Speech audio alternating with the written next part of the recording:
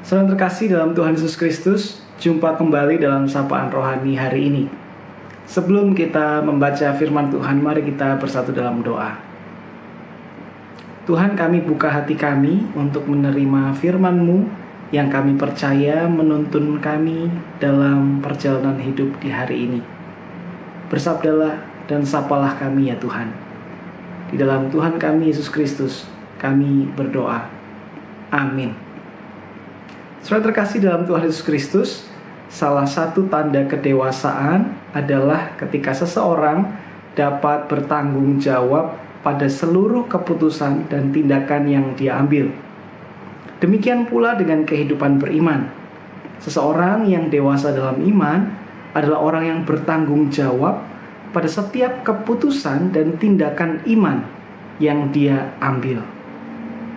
Dalam kehidupan setiap hari, kita bisa menemukan contoh-contoh bagaimana kita menjumpai orang-orang yang belum dewasa dalam iman.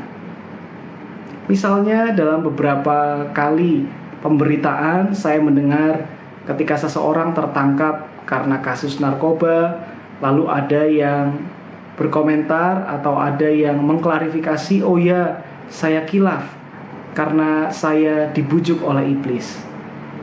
Saya dipengaruhi oleh setan.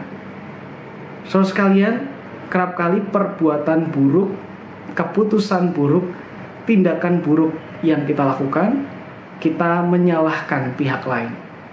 Entah itu menyalahkan orang lain, entah itu menyalahkan setan atau iblis, bahkan ada juga yang menyalahkan Tuhan. Tetapi ketika kita masih menyalahkan orang lain dan bukan mengambil tanggung jawab itu pada diri kita sendiri, maka sebetulnya kita belum tumbuh dewasa dalam iman. Itulah yang berusaha disampaikan dalam surat Yakobus. Kita bisa membaca dalam surat Yakobus pasal 1 ayatnya yang ke-14. Tetapi tiap-tiap orang dicobai oleh keinginannya sendiri, karena ia diseret dan dipikat olehnya. Surat ini mau menegaskan kepada jemaat penerimanya bahwa sebetulnya tidak semua penderitaan itu bisa kita anggap sebagai cobaan dari Tuhan. Karena ada penderitaan-penderitaan yang kita terima, yang harus kita tanggung karena kesalahan kita sendiri, karena keinginan kita yang coba kita penuhi, tapi dengan cara-cara yang keliru dan tidak sesuai dengan kehendak Tuhan.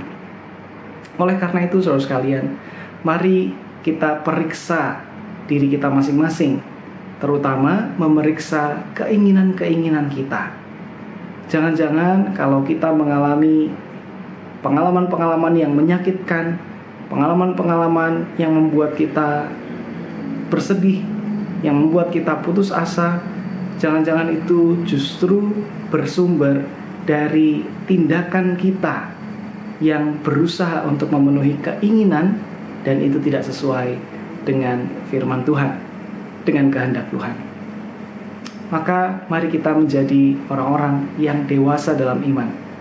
Dan itu ditunjukkan dengan bukan menyalahkan orang lain ketika kita mengalami penderitaan, tetapi kita bertanggung jawab pada setiap pilihan dan tindakan iman yang kita lakukan.